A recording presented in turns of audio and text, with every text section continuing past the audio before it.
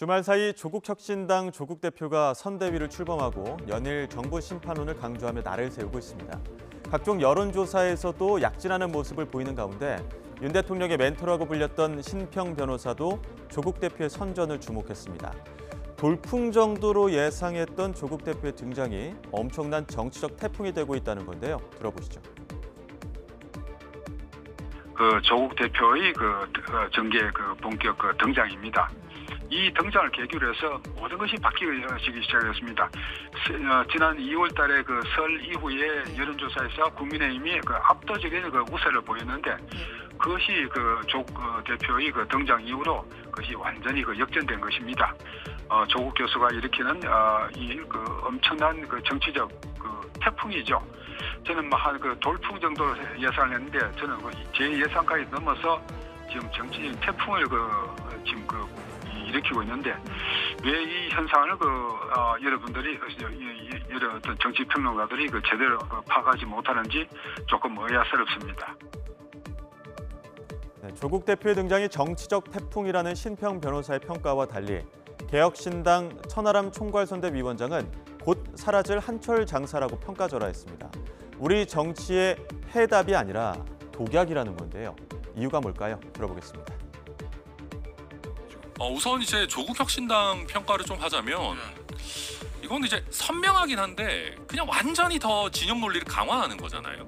그게 이게 속이 시원할 수는 있는데 우리 정치가 이 모양 이 꼴이 된 게 진영 논리가 부족해서입니까? 과다해서입니까? 저는 진영 논리가 과다해서 그렇다 생각하거든요. 저는 조국혁신당은 우리 정치의 해답이 아니라 전 독약이라고 생각하고요.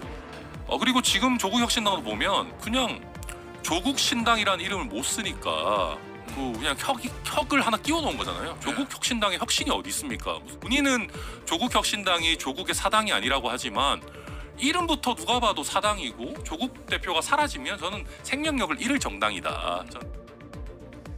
한편 더불어민주당은 부동산 갭투기 의혹과 재산 허위 신고로 논란이 된 세종갑 이영선 후보의 공천을 취소했습니다. 이재명 대표는 팔 하나를 떼어내는 심정이라며 세종갑 지역구 무공천까지 단행한 건데요. 오늘 아침 홍익표 원내대표도 공천 취소 배경을 자세히 설명했습니다. 이영선 후보가 사실관계를 은폐하고 속였다며 알았으면 절대로 공천하지 않았을 거라고 비판 수위를 높였습니다. 네, 실제로 아마 처음부터 이 내용을 알았으면 절대로 공천하지 않았을 것입니다. 근데 이영선 후보가 공천 신청 과정에서 사실관계를 은폐하고 속였거든요. 이것은 중대한 업무 방해고 우리 당에 상당한 정책 피해를 준 것이라고 생각을 합니다. 그래서 우리가 한석을 잃더라도 이것은 과감하게 쳐내는 것이 전체 선거에서 당에 대한 신뢰 그리고 우리 당이 어떤 전세 사기라든지 또는 부동산에 대한 투기에 대한 단호한 당의 입장을 보여준 것이 필요하다고 판단했기 때문에 당대표께서 전격적으로 현재 위임된 권한 하에서 이영선 후보에 대한 공천을 취소하게 된 것입니다. 본격 선거운동에 들어가면서 국민의힘은 한동훈 원톱 체제에 대한 우려의 목소리도 나오고 있습니다. 서울 동대문 을에 출마한 김경진 전 의원은 물론 한동훈 위원장이 잘하고 있다면서도 중과 부적, 많은 적을 대하기에는 부족할 수 있다고 지적했는데요. 중량감 있는 원로급이 보완해줬으면 한다고 아쉬움을 남겼습니다.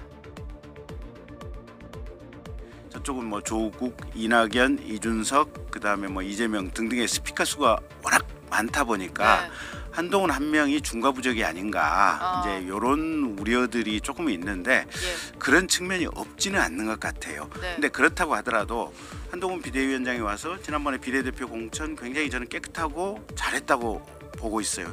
비례대표 수습도? 공천 수습도 잘했고 근데 다만 조금 보완이 있었으면 하는 게 아까 이제 조금만 보완이 있었으면 조금 더 좋긴 하겠어요. 중후한 국가의 원로들 또 보수 진영의 원로들이 한동훈 비대위원장을 옆에서 보좌 하면서 국민들에게 국가에 나아갈 방향들 또 국민들이 가려운 방향들을 함께 좀 의견을 나눠주셨으면 어떨까 싶어요. 보면.